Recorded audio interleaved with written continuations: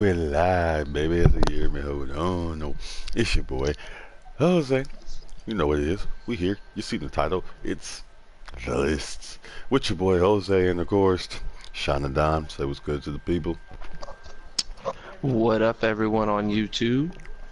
So, here today, we've already been doing this, but now it has its official little name, The List. So, today's episode, we're going over the top 10 stipulation matches of all time, according to us. I said, you hear it? Now I'm gonna put a disclaimer out there. There's a lot crazier matches that I could have put on my list, but I openly stuck to ones that I've seen multiple of, just to be fair, because I could easily be like, oh yeah, barbed wire, electrical shock match, but I ain't never seen one of them for real. Just clips of some shit like that. So I kept it to matches I actually have watched on multiple occasions. Well, other than that, I know my list has some pretty decent shit. I'm pretty sure Sean knows what's towards the top of my list. As we get to as it starts narrowing down, you'll start to see where we're going with this. But just remember what alphas do and what they Alphas, bring no up, tables. and they also bring things along for the ride, Always. which is a ladder. So, without further ado, let's jump into this list. Number 10, I'll go ahead and let you go first because I need to pull my list back up. Well, I always got to start with my honorable mention. Oh yeah, So, well yeah, there you go. honorable mention is the Royal Rumble Battle Royal, which was essentially a variation of the standard over-the-top Battle Royal, but if you've ever seen an over-the-top Battle Royal, basically all the competitors are already in the ring at the start of the match. So if it's a 20-person Battle Royal, they have all 20 people in the ring, and then the match starts, and they got to throw each other out of the ring. What made the Royal Rumble different is that it started with 2 people in the ring, and then at periodic intervals, they would bring out somebody new to enter the ring and join the Battle Royal, which is significant because it changes the format. It gives you a little bit more suspense of, A lot more. waiting for the next competitor. Also, it allowed them to do this whole, you know, bringing back people that are like WWE legends and things like that. It's unexpected because you don't know who's there. If you had all these people in the ring already, oh, okay, there's no surprise when, Rey Mysterio comes out because he's already in the ring at the beginning of the match. But if you wait until number 27 to bring Rey Mysterio out, it's like, holy crap, it's Rey Mysterio. Like, I didn't even think he'd be here. He was wrestling in Lucha Underground. So, pretty interesting format and a nice twist on the battle royal concept to give it some more intrigue. And to add to that, it also added dimensions of you had your one-on-one, so you can actually see real work instead of just people throwing each other over the thing. You had it potentially had tag matches, whereas the teammates ended up in a team. You had triple threats, you had fatal four ways, all in one match, depending on who stayed in the ring at any given time. So yeah, that was Also dope. true. That was dope as well. But so for me, I had to go with the Elimination Chamber as number 10. I mean, anytime you encage people, you're going to get some weird ass animal reaction out of us as humans. So, any of the caged events were great, but then it took pretty much so many elements from every match other than, ladders and things of that nature. Where you had your rumble aspect of who gets released, you got the different things I just mentioned, where depending on who's eliminated by the time who gets out the cage, there's different strategies employed of who's going to go if you come in last as a champ compared to starting the match off as a champ. Different spots that can be done as we've seen over the years, climbing it, jumping off of it, climbing, and then letting yourself fall off of it. The women added a nice little quirk today, Lexa, climbing it like a damn military obstacle course to stay away from Bailey and Sasha. So I mean, I guess I can understand why they changed it, but it was definitely a lot better before when it was more brutal. But I guess they was never gonna let the women get in that one. So if they had to change it to give us a women's version, then I'm cool with that. But Elimination Chamber. All right. My number 10 is the Survivor Series elimination format. Okay. So as this now known, the traditional Survivor Series match basically is a concept of doing a 5-on-5 elimination tag match. So you'll start with like 5 male superstars representing Raw and 5 representing SmackDown, and then as a person is pinned or submitted, they are eliminated from the match, and the goal being to eliminate everyone on the other team to win. Which, as you mentioned in the Elimination Chamber, that's where that concept came from, pretty much. So, very important, obviously. Like my previous entry, the Royal Rumble, the Survivor Series and Royal Rumble are 2 of the core 4 pay-per-views we talk about in WWE. So they're significant enough they get their own pay-per-view, which should tell you enough in and of itself. But also the Survivor Series has led to a lot of great moments. It's Undertaker's debut was at Survivor Series. You've had, the Dolph Ziggler comeback where he eliminated the last 3 members of the corporate team to win their match. Randy Orton's Survivor Series streak he had, where he had never lost a Survivor Series and had the most Survivor Series eliminations. So I still it's think he kind has of that because they mentioned that this year. yeah. So there's definitely a lot of significant history involved with the Survivor Series matches, and now we have a women's match as well. So Me, number 8, cage match. 9. Oh, number 9. That's what I meant. Cage match. I mean, it was a cage match. Before you had Hell in a Cell, before Elimination Chamber, they literally put you in a cage. And this was back in the day, like when grainy film, even more grainy than what 2000 football looks like. Like mad grainy. When you see Snuka on top of the cage and then does the little splash, like, whoa. Back in Let it fly. Definitely letting it fly. And then just the different spots you always got from people getting their legs stuck.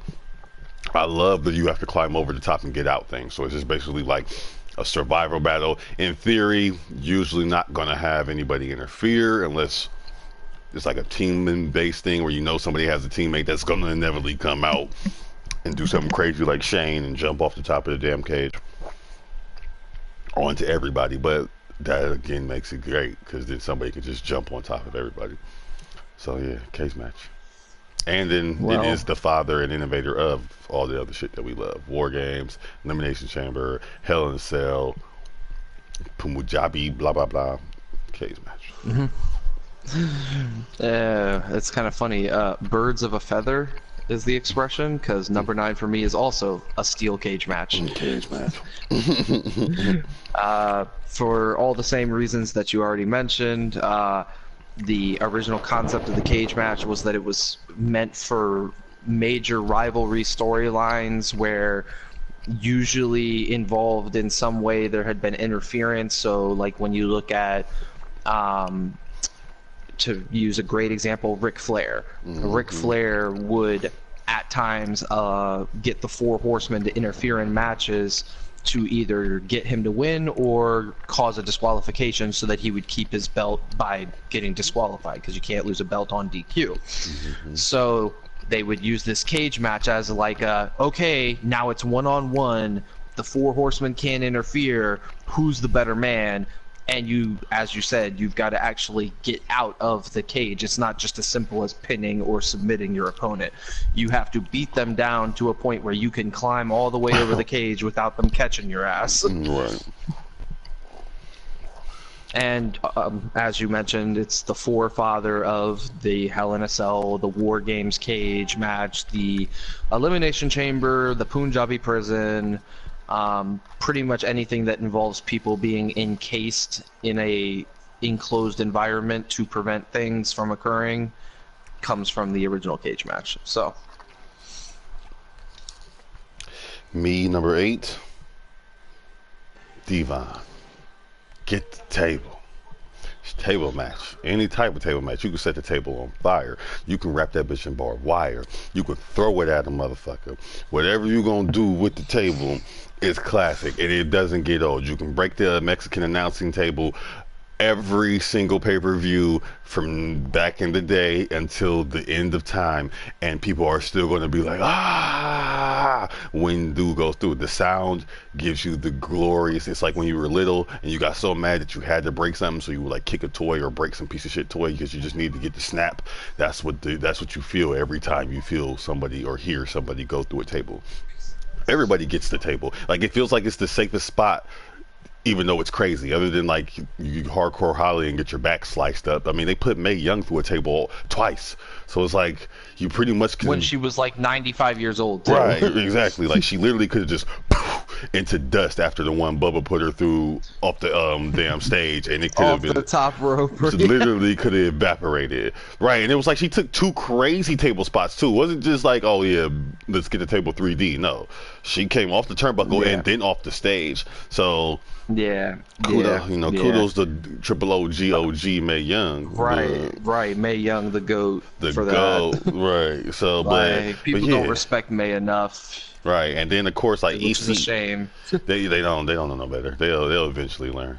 But and then you got the crazy promotions where they took it to the next level.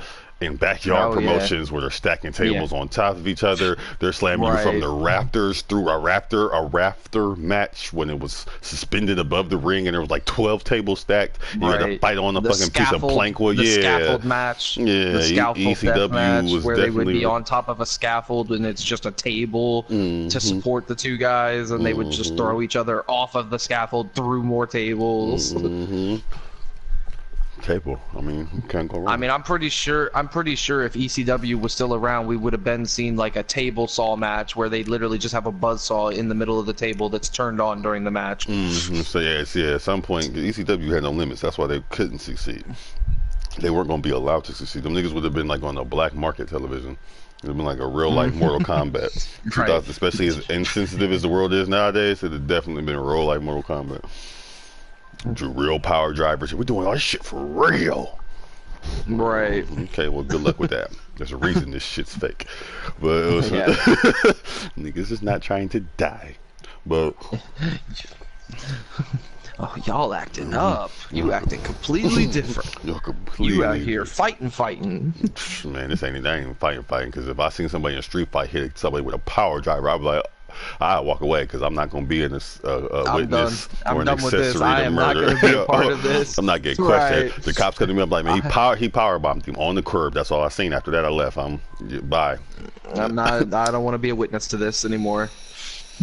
So, my number 8 is a last man standing. Wait, this match. is your 8 or 7? This is 8. 8. Okay. Yeah, last man standing match. So, it's very simple concept. Basically, taking boxing rules and putting it in a wrestling match. It's not that you pin them. It's not that you submit them. It's literally you have to incapacitate your opponent so that the referee can count to 10 and they can't get back to their feet, similar to a knockout in boxing. Of course, everything that goes along with that is that there's no rules, so you got crazy people hitting each other with sledgehammers, taking screwdrivers to people's heads, putting people through 50 tables, freaking John Cena using a forklift to put like a stack of pallets on top of Bray Wyatt's chest so he couldn't stand up. So Last Man Standing has had some very, very crazy moments throughout the years, and like many of these matches, it's usually a big stipulation match, like, oh, we've already wrestled 5 times, you keep coming back at me even though I feel like the rivalry is like resolved, so fuck it, we're going into a Last Man Standing match when we're gonna see who the bigger man is or bigger woman. So wow.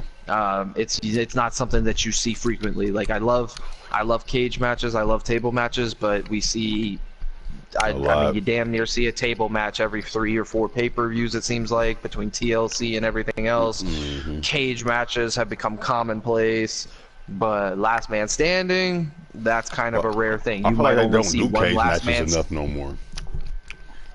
I mean, it depends. Because the Hell in the Cell, like, you go straight to Hell in the Cell now. Yeah, I mean, that's true. And if it elevates then you get an elimination chamber. Most like Right. the last cage match I can think of since I've been back was the one that was off air during that pay-per-view Right. Starcade, right? Yeah. Yeah. Mm. And it was a women's match, and they let them pin. Right. Yeah. So yeah, Last Man Standing is my number 8. I mean, I'm glad they don't overuse it, but it would be nice to see them a little bit more frequently. But yeah. Right. Yeah, but you know what? Like you said, Last Man Standing is a very story-driven match. Stories ain't that good no more right now. Probably why. I mean, I think Bray and Matt could have been a Last Man Standing match. That would Yeah, have been a good that way could to have conclude been. that rivalry. Definitely. They did it because we was hype about it, but they did it at the wrong time because they couldn't use it at Mania. There was no space. They should have had it for like one of the other pay-per-views. But so me for my number 7, Hell in a Cell. Hell in a Cell because Undertaker and Mankind. I really don't need to say anything else other than that. You want to see? I mean, there's way other crazy matches in Hell in a Cell, and that's just pretty much the point. But if you go to the pinnacle, that's pretty much what you get out of Hell in a Cell. You can't think. I don't know too many dry Hell in a Cell matches, and you really can't think of one that didn't something crazy happen. Like if the match is dry enough, Shane's just gonna jump off the cage through something. Yep. Like Pretty much. Like if the match ain't getting over, Shane's gonna jump off the cage. So at the end of the day, you're going to get to see a man fly off the top of a cage and fly through something. Once again, breaking the table, getting that crunch, a la it works. So you can't really go wrong. Like the women went crazy in there. When Sasha went through the cage, went through the table from off the cage. Oh, I thought Charlotte killed her ass. Then, like, oh my goodness. I was like, yeah. Y'all acting completely different. I was like, yeah, this ain't, damn sure ain't no divas no more. Y'all out here wrestling. And then,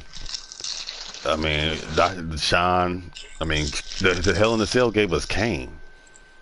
Bloody face Sean, you know what I'm saying? Bloody face Sean doing what he does, making you look like a god in the ring, and then he wins because of this behemoth monster comes through. Wasn't the first ever Hell in a Cell, but wasn't that one of the first couple or something?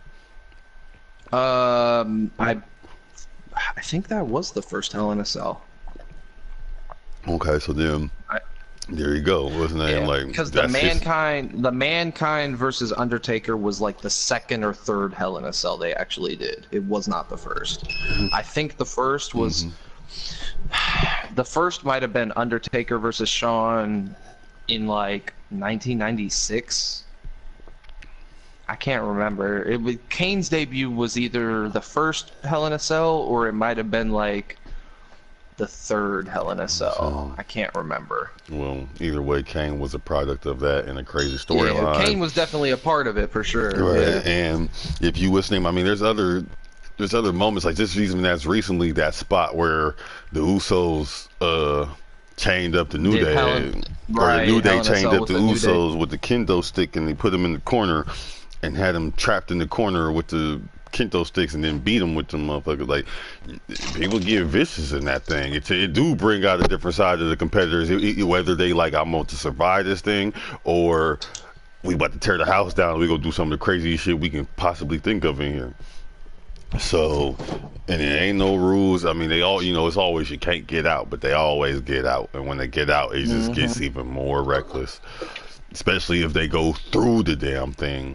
Like, I'm just waiting for, give me Braun and Brock in the Hell in a Cell for the belt or something, or Roman and Braun in the Hell in a Cell, Rusev and somebody in the Hell in a Cell, because I just want to see two monstrous people that can move just go nuts in the thing. But nonetheless, Hell in a Cell. And then, of course, Hell in a Cell also produced the line, "That's it, he's dead." So you never get any better than that when it comes to commentating in the WWE. Yeah, so that's it, he's dead. It's like, oh my god, that, like, it makes, like, every time when I hear that, to hear me say it makes me hear King say it, and then all of a sudden I just think of the and when the chair bounced and hit him in the face, and it was just like, and being a kid, in my mind it was real, but in my mind it was also like a cartoon where these motherfuckers can't get hurt. These is wrestlers. This is what they do. Like, I didn't know if I thought the chairs wasn't real and the ring was really soft or whatever I thought was going on, but nah. Nah, bro. Nah, the fact that he even got back up there to get thrown through the cage in the first place, but that's a whole different conversation. Nonetheless, Hell in a Cell. Right. All right. Well, my number 7 actually made your list a little bit earlier. My number 7 is the Elimination Chamber. Nice.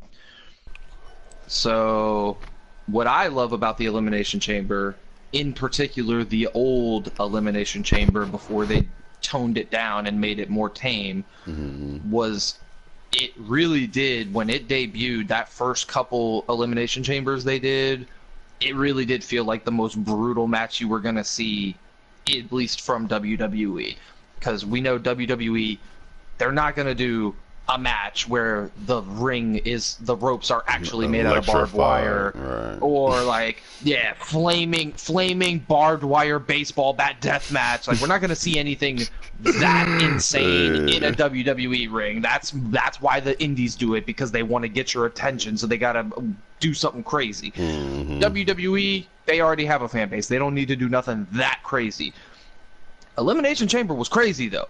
Like, the fact that the fucking floor was just like steel grating, like that you would walk over like Marilyn Monroe. Like, there ain't no way to take a bump on that without it hurting, bruh. Right. Period. That shit's gonna hurt. No matter how you take that bump, it's gonna hurt. Which is why you see, like, they literally have great imprints in their fucking skin when they get body slammed on the grates and shit. You know, jumping off of the top of the pods, jumping, you know, going through the pods. Johnny Morrison doing like Starship Pain off of the top of the fucking Elimination Chamber. Like, just so many crazy spots, just like absolutely wild. Goldberg spearing people through the pod, like through the glass of the pod or plastic of the pod, whatever it is. The bulletproof like, glass, just, finger quotation. Yeah, supposedly bulletproof glass or whatever it's supposed to be.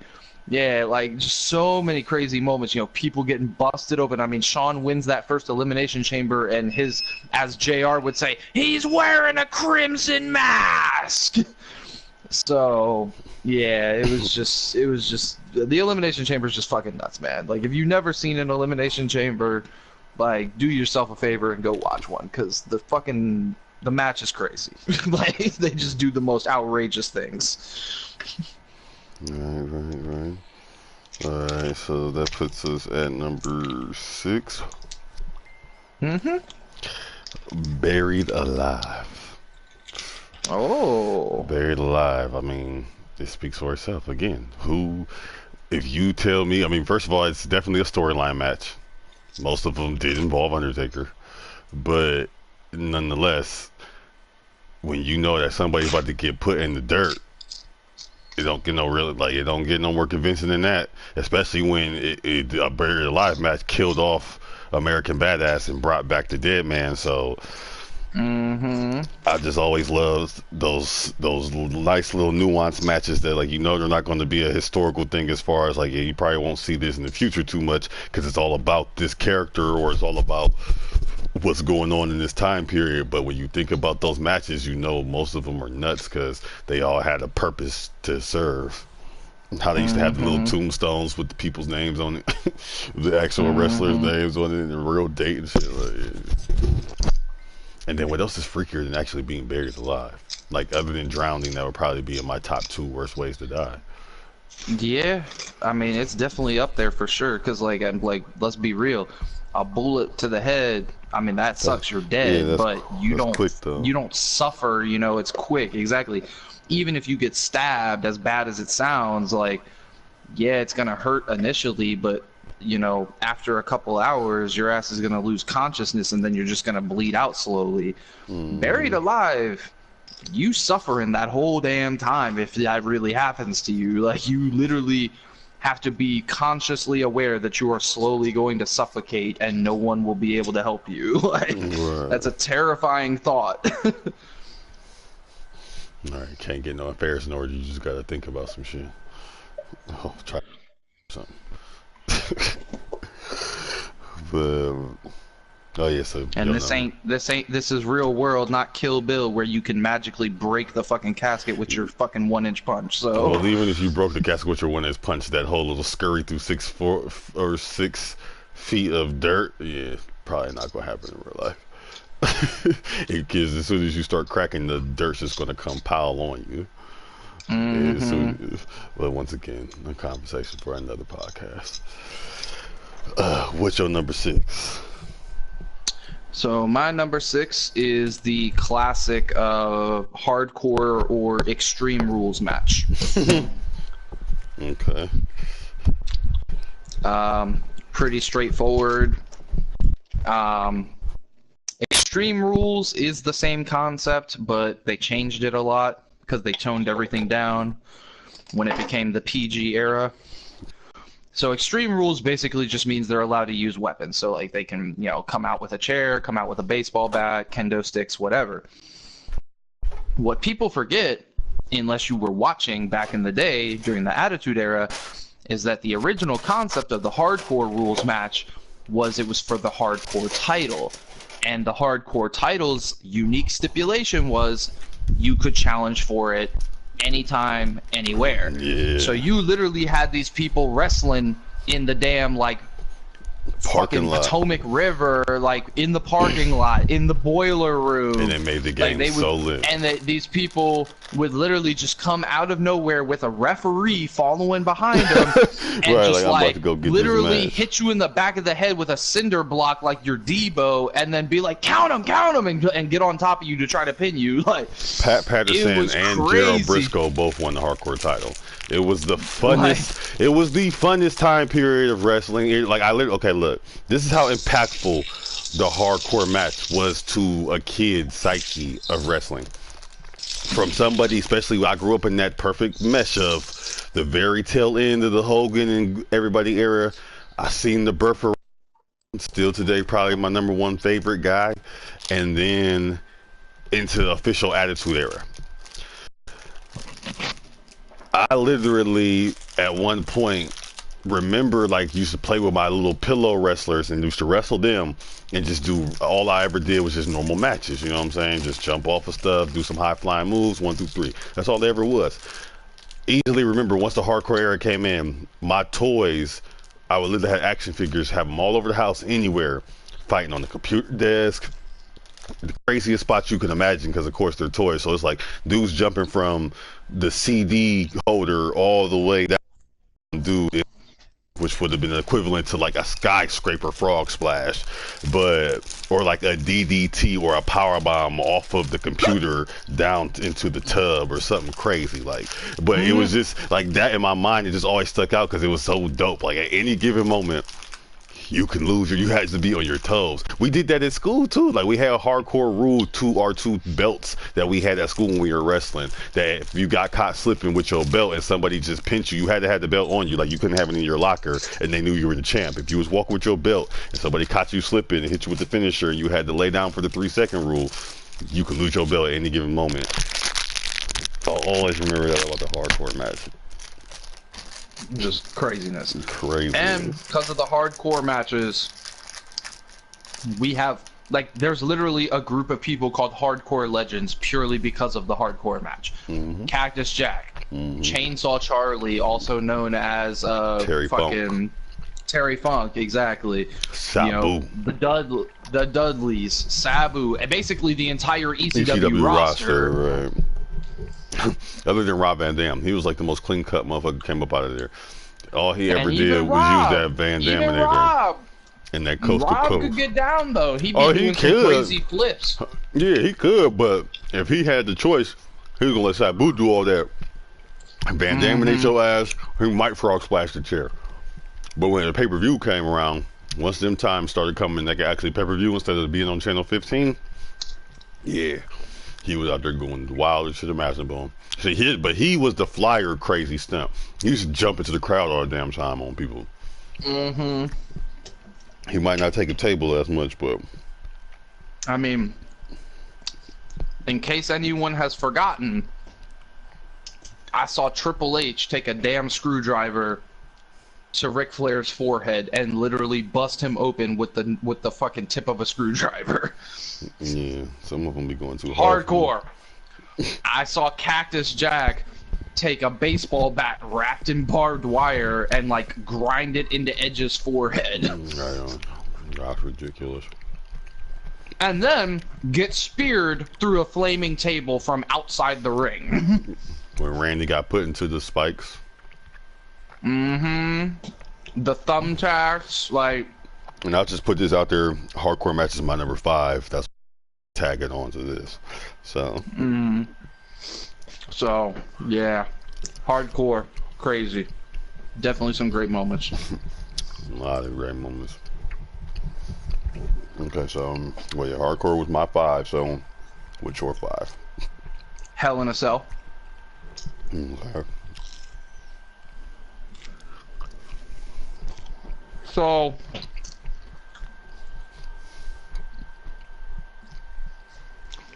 as I eat my bagel, that's probably really loud. I mean, it's a cage match. The cage is literally big enough that it goes around the ring instead of just being attached to the ring. And they put a roof on it. So in theory, you're supposed to be trapped in this cage and you can't get out. Next level. But like Jose said, Mankind can attest, you can get out the damn cage. And on top of that, you can then be put through the roof of the cage and land in the goddamn ring underneath you. Like, Hell in a Cell, it has literally had some of the... Like, I feel like we are getting repetitive in saying this because they're all crazy matches. But Hell in a Cell probably has had the craziest spots in WWE. Like, Mankind getting thrown off the fucking roof and landing through the announcer table. I mean, people really thought he was dead. Like, and then he gets up and his fucking, like, tooth is coming out of his damn nostril. Like, do you know how hard you have to land for your tooth to come out your mouth and up into your nose cavity? Like, super. Like, that's insane. Like, that impact. That chair helped him. Pow. That's it. He's dead. Like, there's nothing more to say. Like, Hell in a Cell is just freak. Like, the old Hell in a Cell. New Hell in a Cell, I'll be honest, it's not the same. But the old Hell in a Cell, like, up until about 2003, if you were in a Hell in a Cell match, it was like taking years off your career, literally. Like, there was no such thing as a safe Hell in a Cell match back in the day. Oh, right. And then, like, Hell in a Cell gave us the crazy moment where, like, after Shawn had to retire, but he was the guest referee, and he super kicks Undertaker, and then Triple H pedigrees him, and you thought, that's it, that's how the streak's gonna end, because Shawn actually helped Hunter. And then Undertaker somehow kicks out of it. Like, what? Since when?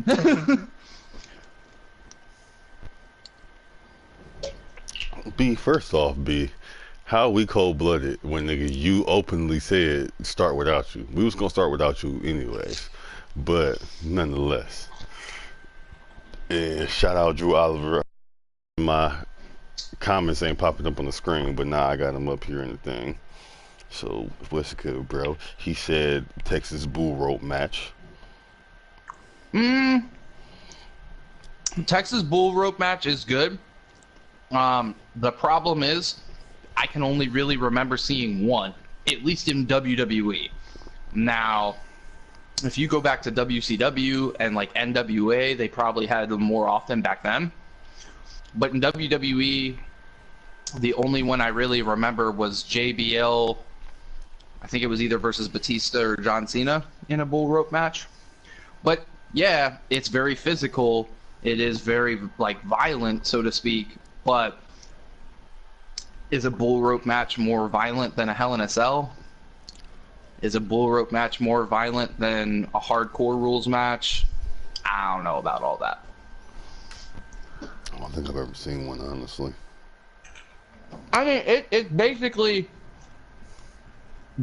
they take a bull rope, which is this big thick ass fucking rope that like you would beat a slave with, as bad as that sounds, and they tie it to the two guys' hands, so they're connected at the hands by the rope. Okay, I know what you're talking about. And then they just use it. Yeah, and they basically just use the rope to beat the shit out of each other until one person wins.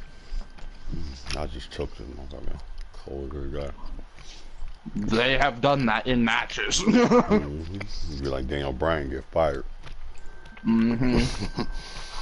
Okay, so that was your number 5 with Hell in the Cell? Okay. So we're in the 4 now, top 4. Top 4. My number 4, getting real here. It's real now. I mean, after now 4, you might not be able to guess, but you can pretty much guess the rest of mine from here on out. But number 4, War Games. Whether the cage was on the top or the cage was open at the top, chaos. You just take Hell in a Cell and put 2 rings in that motherfucker. So you gonna get all the craziest spots, but you got 2 rings to add even weirder spots when you're jumping in between them and over them and slamming from one to the other. The one that they had at NXT was beautifully done on how you can manipulate it pretty much in every possible way. If you didn't see that match, highly recommend go watch that match. NXT War Games. It's self-explanatory. It's easy to find. Network plug Vince. I need to check, but yeah, man, War Games was nasty. The only downside about War Games, even if it makes us return to the main roster or if it stays in NXT this year, maybe once or twice, it'll never get to be on the glorious scene of the Attitude Era. They would have done the most disrespectful shit inside of a War Games match, inside, like put the Hardys, Edge, and Christian and the Dudleys in a War Games match. Shut it down, show. It was shut it down. So you know how many ways Jeff would have flipped off that damn cage in the midst of Edge and them jumping in between ropes, the spots that them 6 could have come up with, or individual. The concerto where they're hung up like in between the 2 rings and then they concertoed them. Or think about any of the matches. Let's take any Elimination Chamber match and turn it into a War Games match. Right. Could have been craziness as well. So, yeah, War Games. I mean, and then not to mention that back for, again, its time period was definitely revolutionary. And they used to get, I mean, we want to talk about get physical. They definitely used to get physical. You could have played that old song with the old ass song with the lady. Let's get physical. Get physical. Because they get physical in that. So every time you see a War Games highlight, it's like WWE can't even show it because they only show that one angle where you see like Sting in the red pants standing with his makeup half going, and his head is, you see the back of Rick's head, but you can tell the whole side of his hair is covered in blood. Everybody else got their face down or they're laid out or some shit, so you know they're bloody as hell. You know WWE don't want to show all that gruesomeness no more. So that just lets you know how vicious the match used to get. So I feel like our top 4 are going to be the same, just maybe in slightly different orders, but here we go. My number 4, you brought up Edge and Christian and the Hardys and the Dudleys. Well, thanks to those 3 tag teams, we have a little match known as Tables, Ladders, and Chairs. So the TLC match, which was basically a ladder match, but added in an excessive amount of tables and chairs to just make the situation even crazier. You got people falling off of 30-foot ladders, going through 6 sets of tables.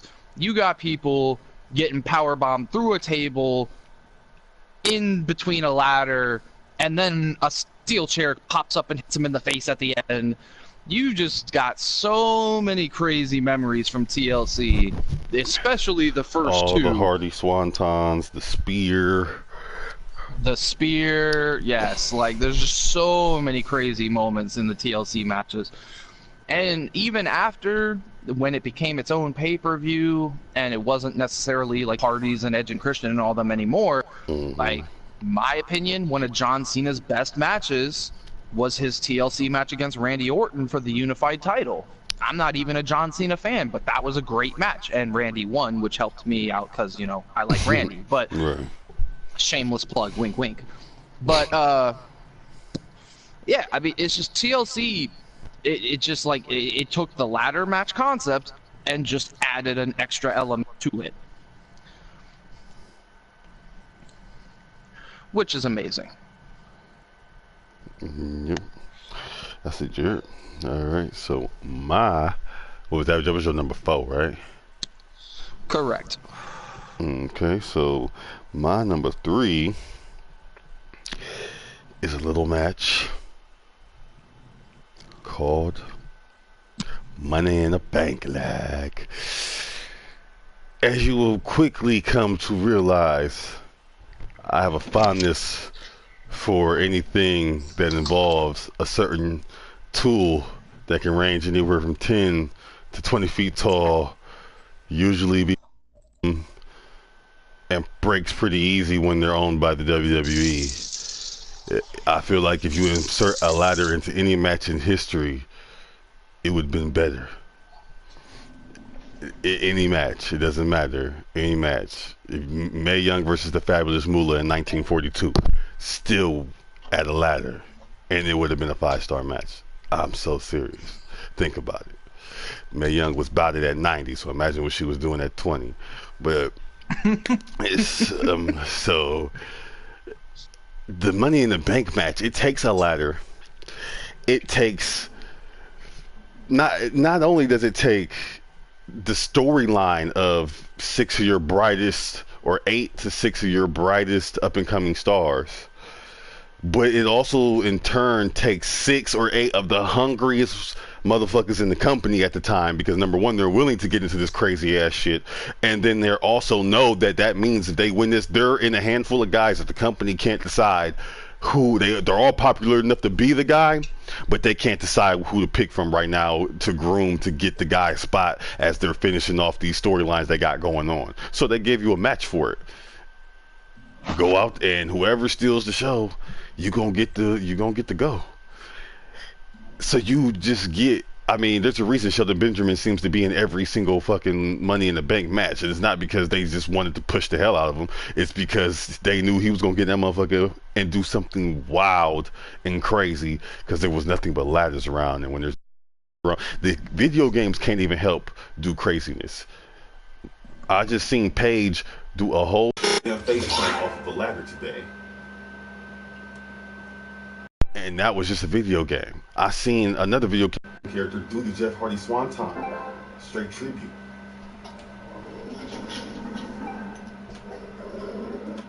And when you add in the factor of being able to pick and choose and delegate when your championship match is going to be, it's already one thing. You know, you win the Rumble, you know, okay, I get to go to Mania. You know who your champion is, this, and the third. But in the Money in the Bank scenario, you literally get to play it out. You're like, okay, I can wait a whole year to see if the champion becomes an easier champion to take down, or if somebody's just going to get battered. If I really want to make a statement and challenge them to some pay-per-view so I can guarantee myself a spot on SummerSlam or something. Like, you have the power.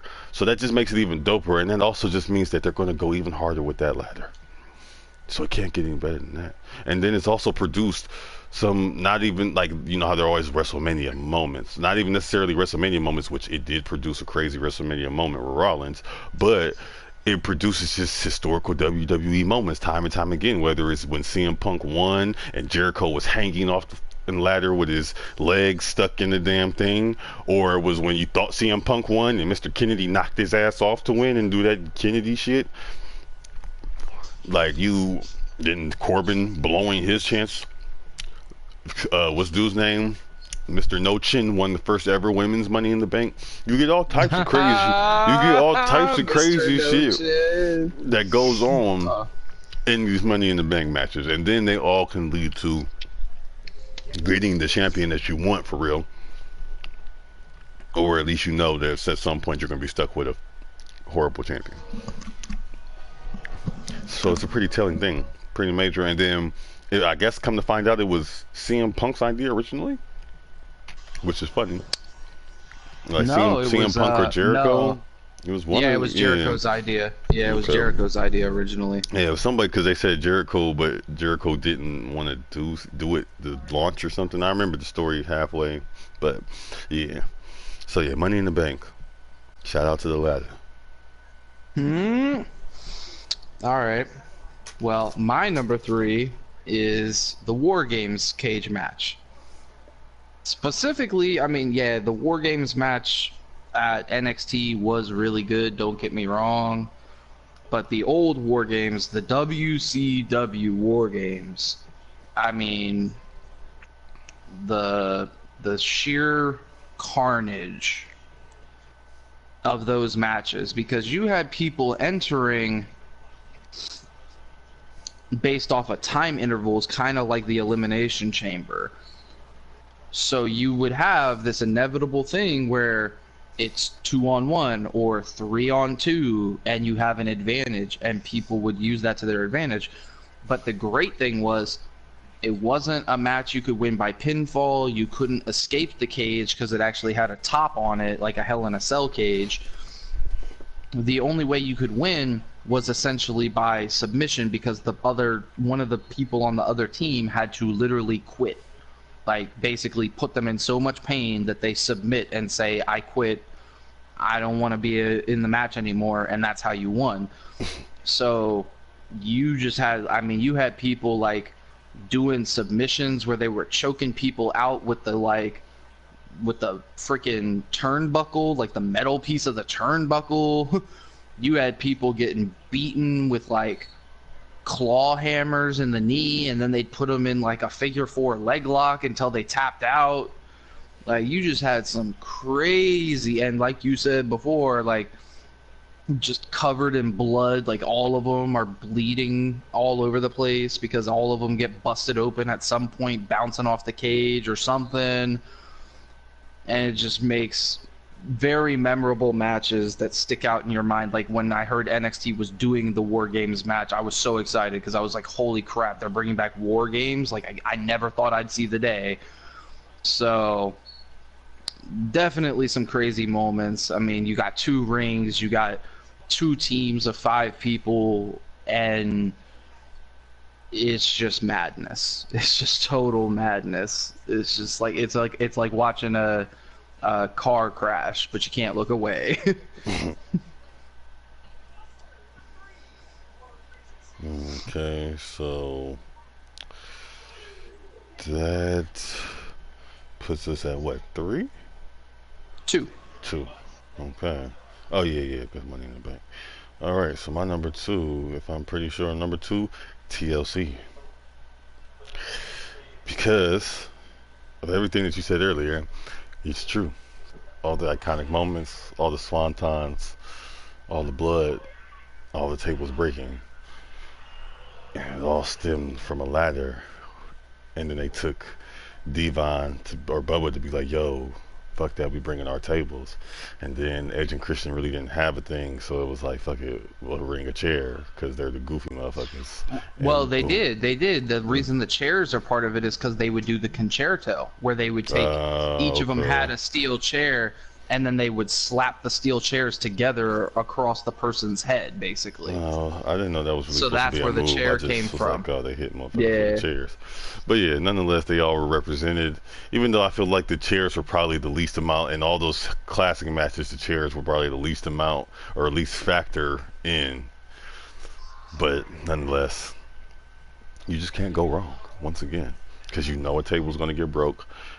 Somebody's going to want to. I mean, no matter what happens, even if you just look at the WrestleMania tag match, it wasn't even really a ladder match or a TLC match, but it still ended up having a through a table esque spot because they had the ladder set up so that Jeff could flip onto the bar. So once again, you can't help but get crazy shit when you implement the ladder. Shout out to the ladder.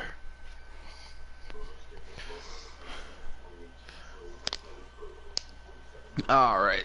So my number two, we've been talking a lot about ladders tonight.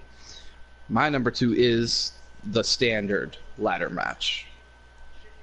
And the reason I have it higher than the TLC and some of the other ladder match type variants is because they wouldn't exist if the ladder match didn't exist first. And there's something about the purity of a ladder match. Like, it's not about getting a pin, it's not about getting a submission, it's about climbing up the ladder and grabbing the belt or grabbing the briefcase of, money or whatever the hell the ladder match is for. So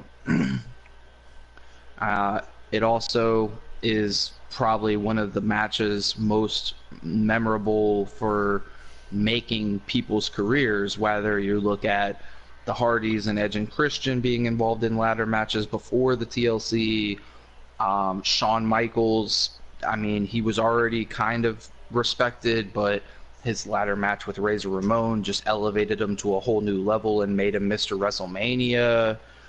You've got, CM Punk, Chris Jericho, like all these different people have had huge boosts in popularity because of the crazy stuff that they would do in a ladder match against their opponents, or and that's whether they win or lose. So to me, the original ladder match definitely is one of the most significant matches in terms of stipulations, just because of how it really changed things. We had the steel cage match where it was like you had to escape the cage instead of getting a pin, but even in a steel cage match, there was no, the element of climbing out of the cage, but you didn't have to like grab something and pull it down. The ladder match was like, nah, you got to climb this ladder, which the person can knock you off of at any time. And then once you get to the top of the ladder, you got to pull down the belt that you're trying to win. Yeah. Now you know me and how I think.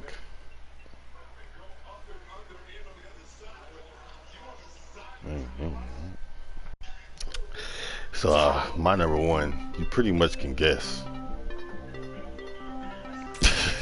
if you haven't figured it out by now, my number one is openly a ladder match. The ladder is, to me, the single most important added stipulation that you can do, because yes, you can put them inside the cage, you can put them inside the chamber, you can let them fight in the backyard, you can let them fight in the stipulation, no matter what. Like I said, even the Hell in a Cell matches, there have been Hell in a Cell matches that just didn't live up to the bravado, but you're gonna get that crazy spot where somebody's like, fuck it, I can just jump off the fucking cage, and now it's a good match, because we're like, whoa, you remember, like, who remembers anything about the match with Taker other than Shane jumped off and missed Taker? It wasn't like, True. That's not a great match. That wasn't, that was a waste of a streak match. That was just extending the streak. But nonetheless, it was still remembered for its spot, and they still show it in all the highlights today. My point being, any of those matches are hit or miss. Some can fail, some have failed miserably, some literally you can run some into the ground like they did with the hardcore, you can water some down like they did with the hardcore. Even if you water down a ladder match, you're still going to get some crazy ass shit. We already named off all the historical moments. It signifies something important, period. When a ladder gets introduced into the match, the first time that they really put it on TV, it proved who was the real IC champion. It's gonna always have a title related to it, whether the belt, some random belt, the women's, the tag is related, or the big behind belts are up there, or if the actual Money in the Bank is up there, which is going to lead to a belt. I mean, the pole match, you don't need the ladder for real. So especially if you're tall enough, so that doesn't even, you don't have to worry about considering that in the realm of ladders. When it comes to the ladder and they hang something above that ring for you to go get it with that ladder, it's important. It's going to be epic, and you don't really ever see any scrubs in the match. You might think a person's a scrub, but if he's in that match, he's about to show you that he's not a scrub.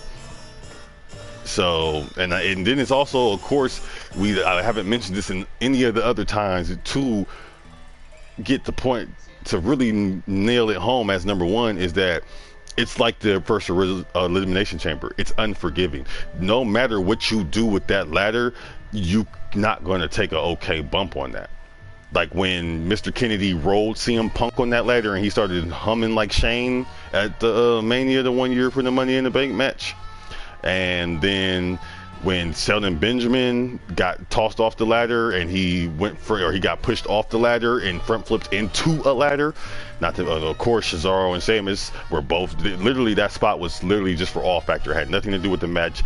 Jeff just went out there and flipped onto two dudes so Matt could climb up the cage when there was nobody else. I mean, climb up the ladder when there was nobody else in there.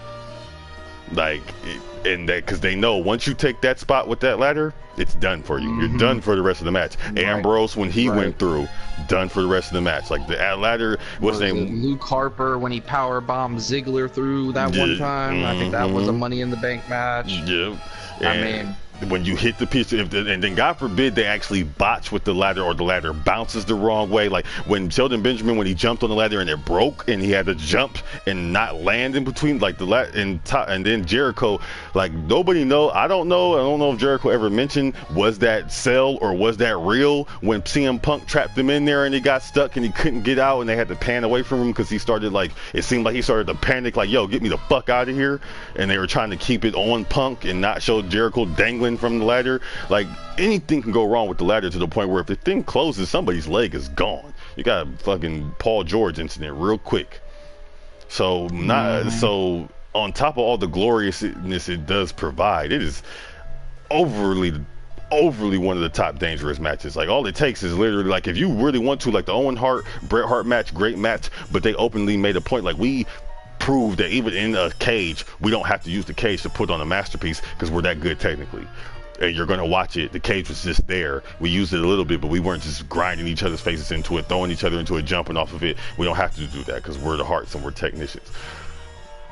So you can avoid matches. You can keep them pretty safe and tame them down. If somebody hits you with a ladder, it's going to hurt. When Sean hit Razor in the stomach with the ladder, no matter how good Razor clenched his abs, breathed out, and rolled with the ladder, it hurt. And if you miss, you're going to fuck up a rib, you're going to bruise, you're going to cut. It's just fucked up situation. It's a dangerous ass match. Everybody that gets in one, I salute, because any one of the spots could have been fucked up. Jeff, I don't know how he's so magical in the air to understand how to land on people all the time. Because that first WrestleMania one, he easily could have missed Bubba and killed his damn self. Could have landed in the middle of Bubba and killed Bubba, or went too short and killed them both. So really, it was like you had to be perfect on that shit. And they were in the rampway, so there wasn't no ring support. There wasn't no that little thin ass wrestling mat support. There wasn't two men supporting him as big as Cesaro and Sheamus, and the ladder slowing the fall to the floor. And one didn't even break, so he kind of landed on two guys and rolled. That was just like, I'm gonna front flip onto a table that's on this steel walkway at an angle. Good luck. It was hell of luck in that spot. So yeah, ladder match number one. Because if you bring a ladder, business is about to pick up. It's definitely about to pick up. So, like I said, pretty much predicted that our top four would be the same, just different order. My number one is the Money in the Bank ladder match, and the only reason that I have it above the original ladder match is the contract. Like, yeah, a ladder match is great. You got, two people dueling for who's the real IC champion, or who's the world heavyweight champion, or, as silly as it was, but it was still a good match, Eddie versus Ray for custody of Ray's fucking stepchild. Like, the ladder match has had some great moments, but the Money in the Bank, just like TLC, they took the concept of the ladder match and added that extra element, which is when you get his briefcase, you have a contract. And that contract says that anytime you want, you can challenge the heavyweight champion. So you can come out after they just had a Hell in a Cell match and they're beaten to a pulp, barely managed to win, and you can come out and hit your finishing move on them and cash in and become the heavyweight champion, a la what Edge did to Undertaker, a la what numerous people have gone on to do. I mean, Edge did it, which is why he earned that nickname, the Ultimate Opportunist, but you also saw CM Punk do that, Dolph Ziggler did that. I mean, multiple people have used the contract to basically get a guaranteed world heavyweight championship just because they use it when the person is easy picking, so to speak, you know, survival of the fittest or whatever. Right. So it's like, oh yeah, you might be better than me, but are you better than me when you're only at 20% because you've just been in a 30-minute title match already and got the crap kicked out of you for 30 minutes? Right. I think I like my chances better when I'm at 100% and you're not. So for that reason, to me, Money in the Bank is number one. Also, the other factor that you mentioned earlier is usually a ladder match was between two people. In the case of the tag team matches, sometimes it was like 3 tag teams, but they're all still on the same team. So it's 6 people, but it's basically 3 different teams of 2 people. Right. Money in the Bank took that up to 6 individuals who were all competing for that opportunity, everyone for themselves. So we never really saw a ladder match with that many people before, other than the tag teams. And now the Money in the Bank match is 8 freaking people, so they even added 2 more to the equation. So it's just, it's crazy to watch. I mean, the first Money in the Bank match, honestly, it's like probably one of the 10 best matches of all time. Like that original Money in the Bank, I think it was at WrestleMania 21, if I remember correctly.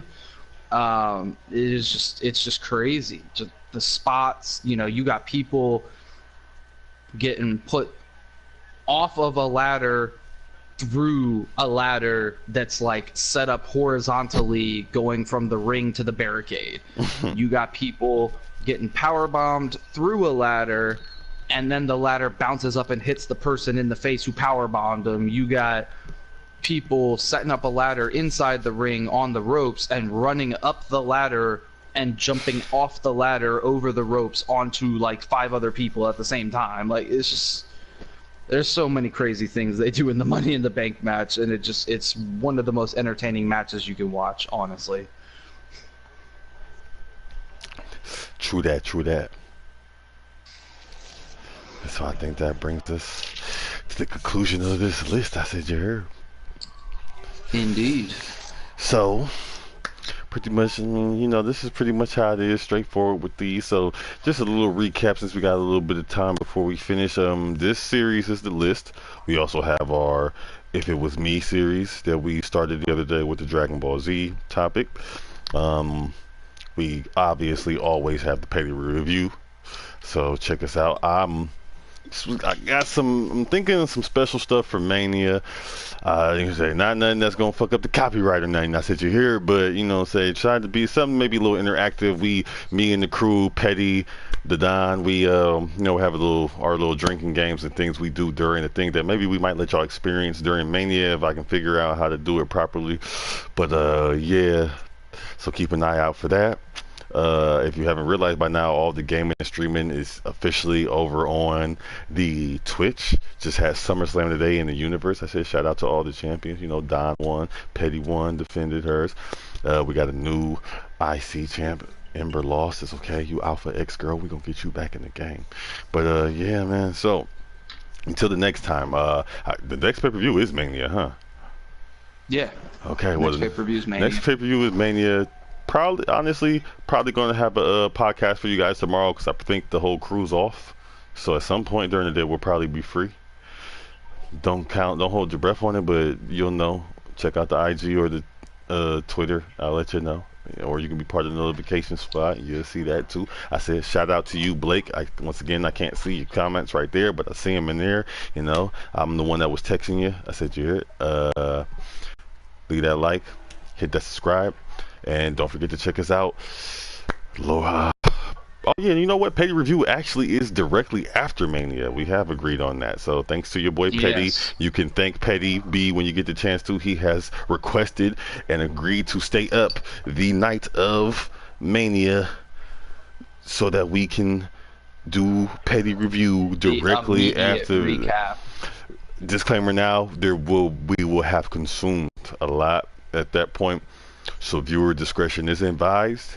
And warning now, if you troll these comments, promos Please will don't get cut on you.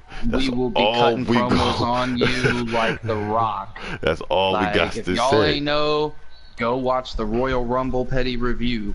It took one dude to set me and Jose off, and we both cut just promos on him. I mean, I'm sure he regretted it. Let's put it that way. So all trails are welcome at your own risk.